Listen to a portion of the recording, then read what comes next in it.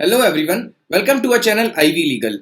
In continuation to our Indian Evidence Act lecture series, in our today's video, we are going to talk about Section 69 of Indian Evidence Act. हमारी previous videos में हम Section 68 तक discuss कर चुके हैं, जहां पर हमने बात करी थी कि जनरल रूल ये बोलता है कि अगर डॉक्यूमेंट अगर by law is required to be attested by witnesses, तो उस केस में उसके एग्जीक्यूशन को जब आप कोर्ट में प्रूव करेंगे तो it's execution must be proved bye at least one attesting witness.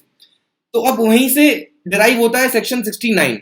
Section 69 की जरूरत हमको तब पड़ती है जब भले ही जब कोर्ट में ऐसा बोला तो है कि इनके for the purpose of proving the execution of document at least one attesting witness should be called. But what if the attesting witness is not alive? Or what if the attesting witness is not subject to the process of court? Or what if the attesting witness is lost? Then how the execution of document should be proved in the court? So that's why that remedy is suggested in section 69 of Indian Evidence Act. इसीलिए हम section 69 आज पढ़ेंगे. तो section 69 में ये बताया है कि prove where no attesting witness is found. मतलब अगर अटेस्टिंग विटनेस की जरूरत है for the purpose of proving the execution of document और अटेस्टिंग विटनेस लापता है, अटेस्टिंग विटनेस नहीं मिल रहा, तो उस केस में कैसे आप प्रूव करेंगे कि the said document was executed by the said executants only, by the mentioned executing parties only. तो अब आपको ये प्रूव करने के लिए सबसे पहले सेक्शन का जनरल रूल ये है कि attesting witness if available should be called to prove for the purpose of evidence. ठीक है, जनरल रूल तो यही बोलेगा कि अगर डॉक्यूमेंट के एग्जीक्यूशन को प्रूव कराना है तो अटेस्टिंग विटनेस को बुलाओ, उनसे आप प्रूव करवाओ और उसके बाद उस डॉक्यूमेंट को एज एविडेंस कोर्ट कंसीडर करेगा. बट एक्सेप्शन है कि if the attesting witness is either dead, या तो दोनों अटेस्टिंग विटनेस में दोनों ही मर चुके हैं, या फिर both are living outside the jurisdiction of court, basically they are not subject to process of court, वो अब कोर्ट की जुरिस्डिक्शन से बाहर चले गए हैं, या फिर both of them cannot be found by diligent search. एक diligent search कराई गई उसके बाद भी दोनों नहीं मिले. तो अब ये तीनों situations हो रही हैं. या फिर if any document purports to have been executed in UK और Ireland, देश के बाहर अगर कोई document execute हुआ है, तो इन सब सिनेरियोज में आप कैसे execution of document प्रूव करेंगे, उसके लिए दो grounds दिए गए हैं. दो तरीकों से आप two things need to be proved for the purpose of execution of the document. Attesting witness नहीं मिल रहा तो आप ये दो चीजें प्रूव करा दो, the court will consider that the said document was executed और उस डॉक्यूमेंट को कोर्ट as an evidence मान लेगा. तो अब वो दो चीजें कौन सी हैं? सबसे पहला है कि the attestation of witness is in his handwriting.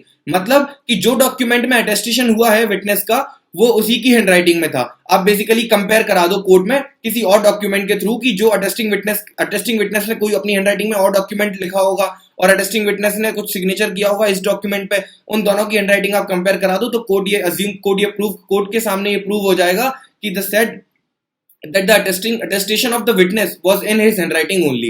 ठीक है, तो उससे उसकी हैंडराइटिंग अगर आप प्रूव करा देंगे तो वो अटेस्टेशन भी प्रूव हो जाएगा और वो पहली कंडीशन फुलफिल हो जाएगी for the purpose of proving the execution of document.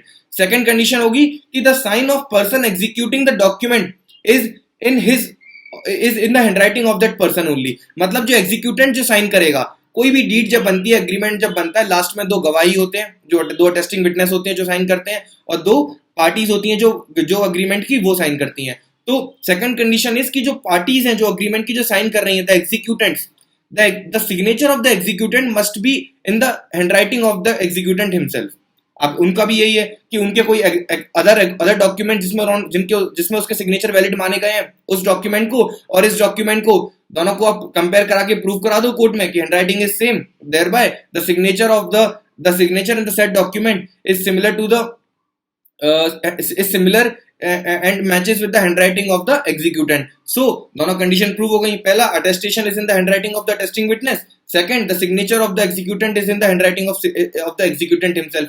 दोनों अगर आप प्रूव करा देंगे तो उस केस में आपको अटेस्टिंग विटनेस लाने की जरूरत नहीं है और आप एग्जीक्यूशन ऑफ डॉक्यूमेंट को प्रूव करा देंगे, तो उस केस में डॉक्यूमेंट एग्जीक्यूशन प्रूव हो जाएगा और कोर्ट उस डॉक्यूमेंट को एज एन एविडेंस कंसीडर कर लेगा.